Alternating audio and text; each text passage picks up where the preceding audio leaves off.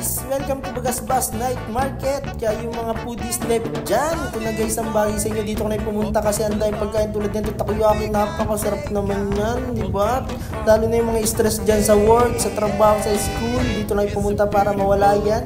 Kanya naman napakandahing pagkain, ang dahing food bot yan guys, talagang pag may yayain nyo na yung mga kaibigan, mga pag-ibig nyo, yung mga jowa, family nyo, yan, kahit yung kabit nyo isama nyo na rito, talaga wag lang kayo magpapakita, talagang napaka-solid dito, parang nakaka-relax, lalo na malapit sa beach guys, yan, napakaganda dyan, tingin naman, di ba?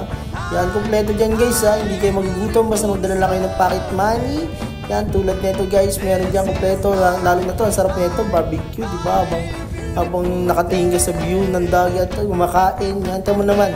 Pwede kayo kumain din guys sa gitna, napaganda ng ng pwesto ng guys kayo sa gitna, yan.